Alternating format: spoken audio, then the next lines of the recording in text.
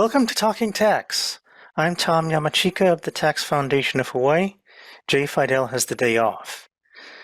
Today we're going to be talking about the tax press. And yes, Virginia, there is such a thing. Back in a minute.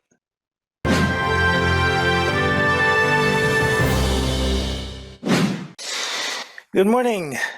This is Talking Tax, and I have with me a senior reporter from the publication known as Tax Analysts. It's a national publication. His name is Paul Jones. Good morning, Paul. Good morning, Tom. How are you doing? Just great. So there is, in fact, a tax press, a national tax press, and you're it, at least for covering our region. So can you give us an idea of what your organization is like and what you do for it? Yeah, so as you said, I write for a publication called Tax Notes, or Tax Analysts. The publication is called Tax Notes. The organization is called Tax Analysts. And I cover state tax news on the sort of the west coast of the United States, with a focus on state tax policy and local tax policy to some extent as well.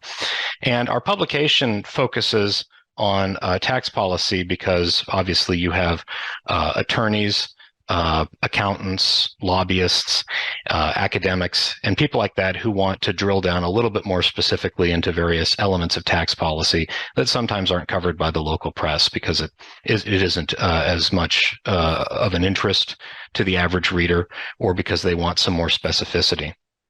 But it's very much like any other type of reporting, just with a particular focus on tax policy. And I should note, Tax Analysts covers both international and national news.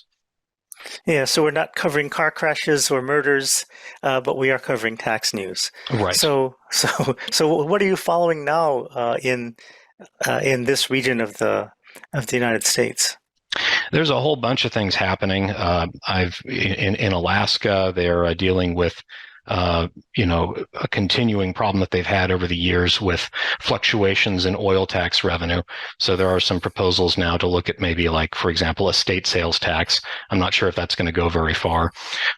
California just passed legislation advocated by Governor Newsom that would create a sort of a special commission to look into oil prices. We had a significant spike in oil prices at the end of this last summer. And Governor Newsom advocated initially a sort of a tax that would act essentially as a kind of a means of controlling the price of oil. The tax would be assessed on what was deemed to be excessive oil prices and then returned to taxpayers. The final form creates a commission that can levy a fine or a penalty on oil companies if it determines that they are gouging people for prices. I'm following some policy discussions in Arizona that would look at maybe changing the corporate tax rates to match the personal income tax rate. There's also some proposals, for example, to reduce taxes on personal property to help businesses along. And then, of course, in Hawaii, there's a number of policies, including the Green Affordability Plan, which looks at indexing tax rates and increasing some of the exemptions and credits, particularly to help lower income people. I would say that the main issues that I'm looking at right now, the sort of the macro issues, are states are worried about a potential recession. A lot of states have surpluses, but they're worried that that won't last. California, which has a very unstable tax base, that peaks when the market's doing well and then falls when the market's doing poorly. We're looking at a deficit when last year we were looking at billions of dollars in surplus. States are competing for semiconductor projects. Oregon is looking and Texas is looking at potentially creating incentives or inducements to have semiconductor companies come in and build. And that's in response to the CHIPS Act that was approved last year to help the U.S. be more competitive and produce more semiconductors. And then there is concern about inflation and the impact that inflation, as it continues, is having on the buying power of particularly poorer residents. Arizona, the Republican majority in Arizona recently passed a bill to, I think it was to eliminate taxes on food. The governor vetoed that she argued that it wouldn't help people very much because it wouldn't take effect until I think 2025. But the argument behind that legislation was to try and reduce the pressure on particularly lower income earners, but really all people. And inflation is one of the things that's driving a lot of talk about cutting taxes. Yeah, so and that I guess drives the talk about the Green Affordability Plan here. Is that true? Yeah, and I think it may also be sort of a larger question of policy. There are about 17 states, I think, I'm looking at the Tax Foundation's numbers on it, that currently adjust tax brackets to reflect inflation. And, that is something that if Hawaii did that, that would provide some relief to people. But it is also sort of a larger policy question. If you have a progressive income tax, one of the purposes of that is to make sure that lower income people pay a lower proportion of their income in income taxes.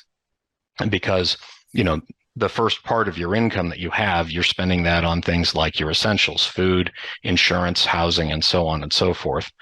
And when those rates are initially set, if there isn't an adjustment for inflation, then over time, as inflation occurs, employers will pay people more, to ensure they have buying power. But if rates don't change with that, if the level at which a given rate applies stays constant, then eventually people's purchasing power is affected differently, because the higher and higher tax rates that originally, applied up, further up as their income increased, are sort of being moved down. They're staying the same, but in terms of your buying power, you're paying higher rates on the early part of your income. Yeah, I mean, we've called that bracket creep. Yeah, that's a term. In the reporting that we've been doing, and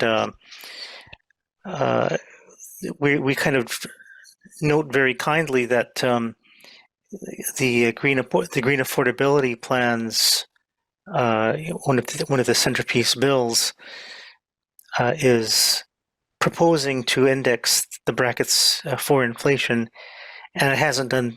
We haven't done that ever, and this would be kind of a first time in the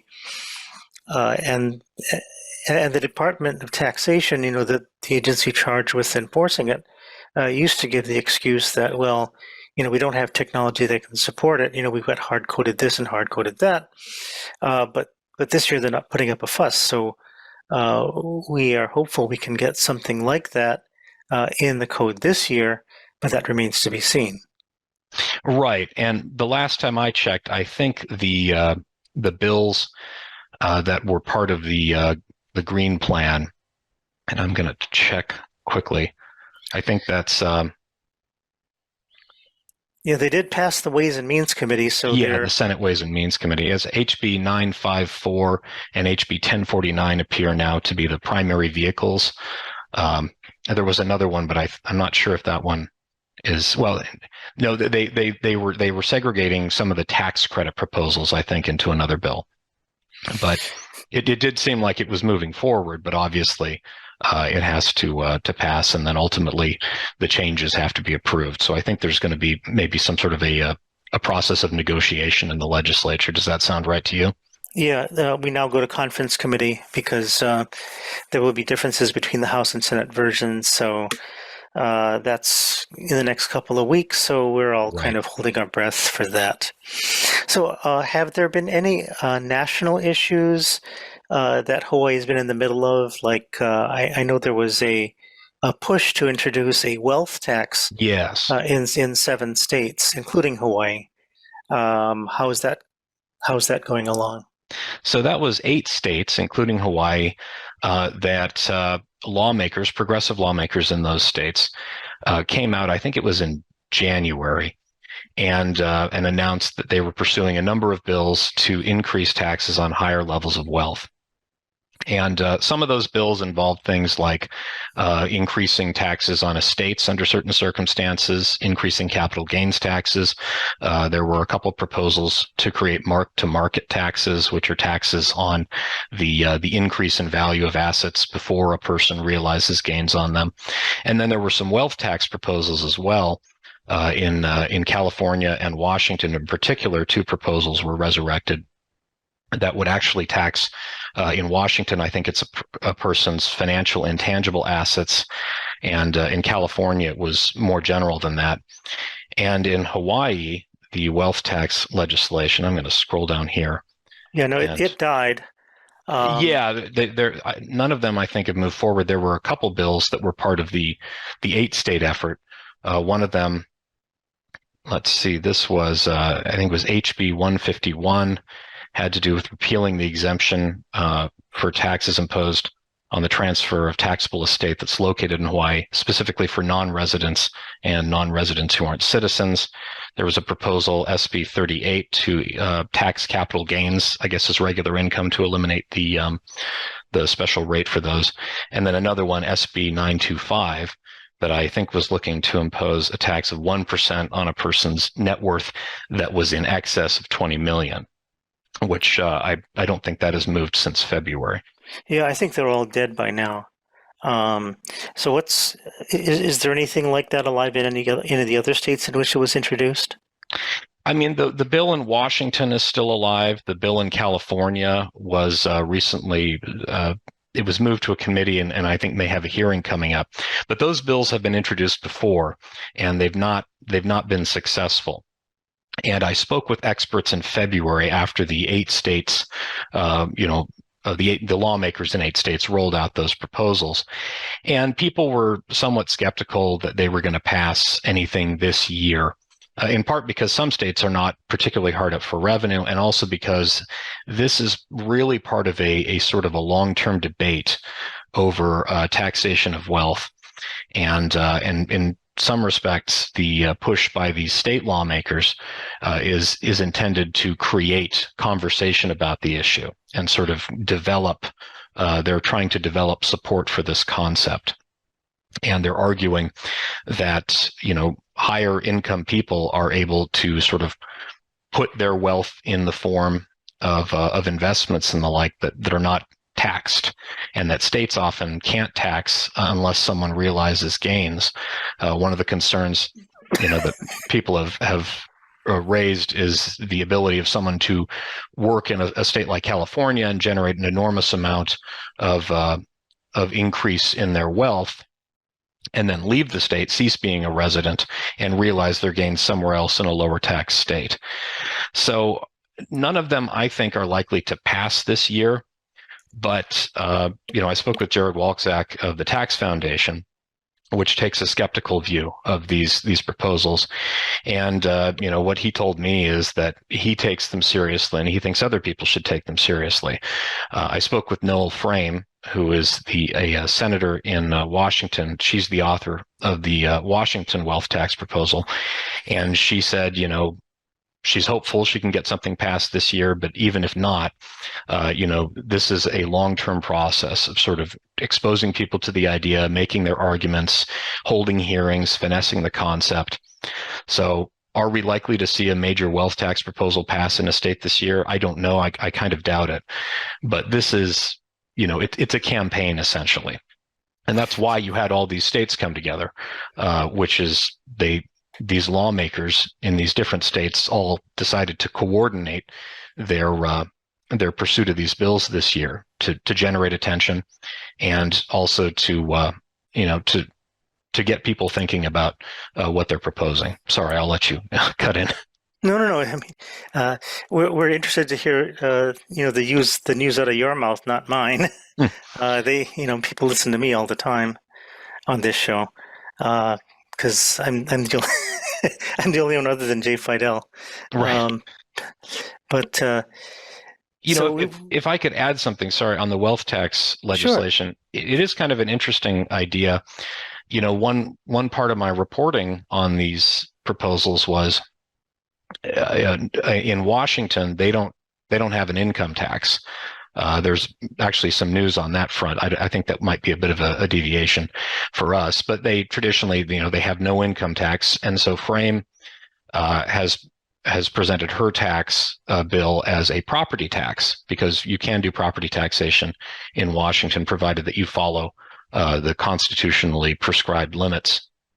And The argument that she made to me is that an average American, if they own a house, that may be their main appreciating asset, and they pay property taxes on that. Whereas someone who's very high income may own a lot of assets that they don't pay taxes on. And so she was sort of presenting this as an idea that, this is a means of taxing someone's wealth that is, in a way, sort of treating it the way that the wealth of a lot of Americans are taxed. And now I spoke with someone else on the other side who said that the property taxes you pay on your home, those are partly, in light of the fact that you're probably sending your kids to the local school, that you're using the local services. So it's sort of an opportunity to sort of look at how tax policy involves political questions of fairness. I think one of the things people often think of when they think about, tax reporting is, it must be very dry. It must be all about, sort of arcane legal concepts. But it's interesting when you dig into it, sort of the meritorious arguments that people bring up for or against given policies. Yeah, a lot of it is social policy. I've found that there are as many, social policy proposals that are funded by tax, like tax credits, tax incentives, exemptions, yada, yada, yada. We had no shortage of those this year because of the surplus. I think the same must have been true in other states. Yeah, Utah's governor just signed legislation providing a bunch of tax breaks, many of them aimed at lower income people. One trend I've noticed is exempting like veterans pay from income tax. That's been popular because obviously pretty sympathetic. And Texas doesn't have an income tax, but it does generate a lot of revenue from property tax. And they're looking at right now, they're discussing cutting taxes, coming up with a couple of different mechanisms. There's a dispute between sort of the lieutenant governor, who's head of the Senate, and the Speaker of the House as to how, but they want to curb the increase in property tax growth. That's partly because the values of property in Texas have been going up, so the tax burden has been going up, but also because the state is looking at a surplus, and so it feels that it can afford that. But you also have to be careful to not let a short-term surplus cause lawmakers to approve long-term tax cuts that they can't afford, which is why you sometimes see policymakers put things like revenue triggers in that limit property tax reductions over a period of years that make them conditional upon continued revenue growth and things like that. Okay, so a wealth tax in that respect would sound a little bit like a personal property tax that some states have. That's how Senator Frame was putting it. I guess you could call it sort of like a property tax, but also, I think I like the term wealth tax because on one level, you're trying to tax what a person owns in terms of its value before they're realizing gains. And, again, with property taxes, there is sort of the premise that that you're paying property taxes in part, the original idea was that your business is operating in a factory in this place, or that your house is situated in this community. And so there was a nexus between the property taxes you paid and presumably the services that you were using and the benefit that you were getting from local government. The idea behind a lot of these wealth taxes, I think, is that there is concern, particularly by progressives, that very wealthy people, people with tens of millions of dollars of net worth and above, have so many instruments available to put that large amount of wealth away for long periods of time and avoid taxation. And of course, there are a lot of people who want to fund a great deal of spending and believe that they could generate the revenue to do that if they could just get after some of the wealth that's been put away by these people. And, you have people say it's not fair that, that someone can put away an enormous amount of wealth and not pay taxes on it. Conversely, other people point out that particularly in states with progressive income tax codes, wealthy people do pay quite a bit of the taxes, income taxes, for example, that fund state operations. Yeah, it's the so-called principle of Pareto optimality, right? Um, Oh, 20% of the people pay 80% of the tax, or at least or 20% of the, one class pays 80% of, the associated benefit. Uh, and I think I've heard that to be true in the tax context. It's kind of a 20/80 principle. maybe. I mean, it definitely is the case that in places where you have a progressive income tax, you can, and like in California, higher income people, especially since we tax capital gains the same as regular income, and we have a pretty steeply progressive tax code. Yeah, a great deal of the raw revenue is paid by those people. But of course, you also then have the discussion about regressivity. So, for example, in Washington State, I don't remember the specific numbers, but lower income people, they pay a very significant percentage of their wealth in taxes, or I should say of their income in taxes. Yeah, and it's because in Washington State there's no income tax, Yeah, and they have to rely on sales tax, which doesn't care about how much you're making or how much you have. right. It's a consumption tax, and it again, it creates these sort of interesting dilemmas as to how you go about structuring a tax code to try and be fair, and the different things you have to take into account. There isn't really one perfect tax that's fair in every way. I think, just by having reported on this for years now, that it's a balance, and that you constantly sort of have to look at the reality of the economy, et cetera, and your tax code to try and kind of thread that needle. So where do you see the biggest area for credits and incentives, or other kinds of tax relief? I mean, in Hawaii, it's been in so many disparate areas. There have been credit proposals all over the map, Mm-hmm. but have they been concentrated in any particular area that you've seen? Do you mean nationally? Yeah, nationally. Well, I mean, there's a lot of proposals for incentives for like businesses, but you're talking about like individuals, regular taxpayers. Oh, anything. Oh, well, as I mentioned previously, the the passage of the CHIPS Act. So, we're obviously in a situation now where there's concern about our supply chains that was influenced by the pandemic. There's concerns about sort of our relationship with China and our dependence on Taiwan for a lot of advanced semiconductors. So the federal government is trying to incentivize semiconductor businesses to build facilities here in the U.S. There's almost a sort of a national security angle to it. We want to make sure that we're not vulnerable, to foreign suppliers and disruptions. And the money that the federal government is providing is prioritized for states that provide a good mix of incentives. So I'm seeing states roll out proposals for property tax incentives, research and development credits, particular programs to provide deals, and they're looking to bring in these factories to build these chips. And there's a lot of competition right now. And as anyone who's covered tax policy for a while can tell you, when there's a whole bunch of competition between states to bring in big businesses, they can often create deals, that in retrospect don't look as good. You win as a state by bringing in this big company that's going to build all these things. And then you go, oh my God, how am I going to pay for this now? Yeah, and it turns out, that there weren't as many jobs created as you were hoping, or, one of the biggest disasters was the Foxconn plant. I think, was that in Wisconsin? I'm going to double check that. But that was one that was approved, I think, during the Trump administration. And they were proposing to build a big factory, and it more or less fell through. Yeah, that was in Wisconsin. I don't think that's quite the same situation we're looking at now. I think there's a really serious push to bring in these semiconductors. But, if you're a tax watchdog or just a taxpayer, this is a good time to also keep a close eye on what's being proposed in the legislature, because there's a huge there's a lot of pressure on policymakers to make sure that they win. We saw a lot of competition between 2017 and 2018 when Amazon, and this was more the mainland. I don't know how much Hawaii was affected by this.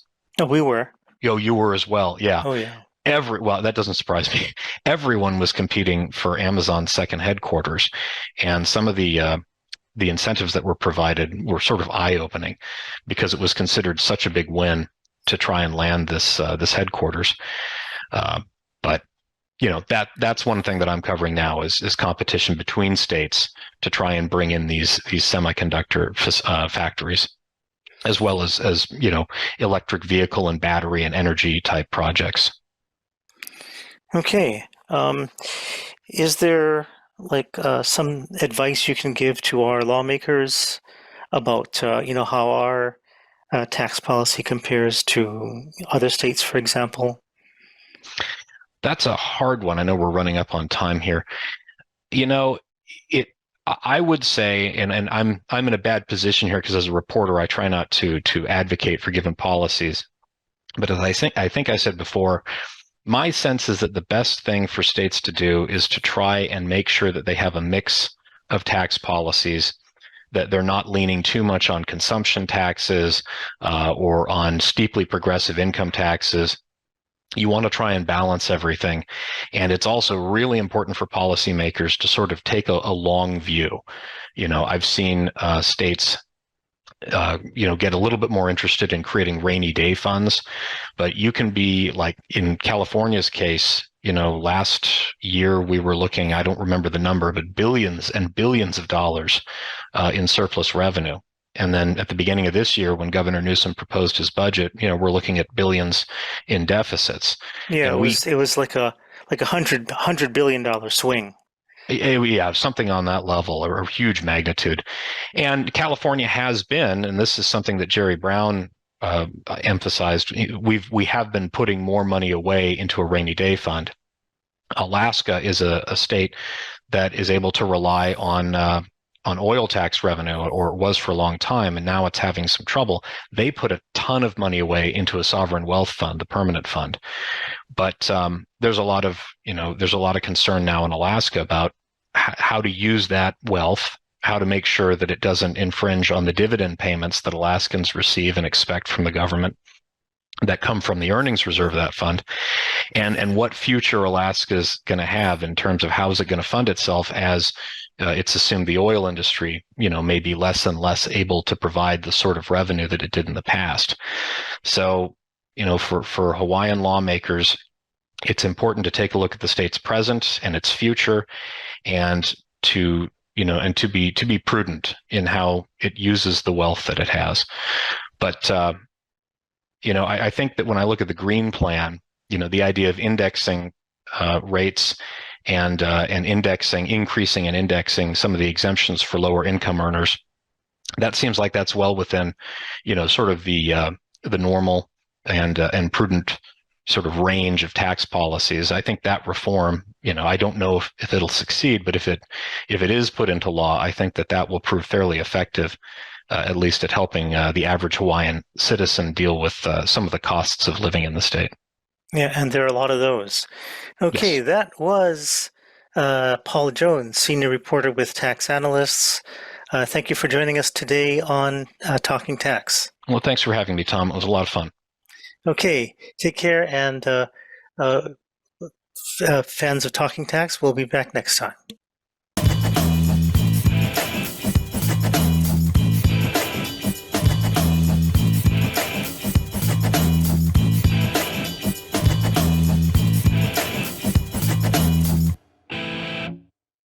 Thank you so much for watching ThinkTech Hawaii.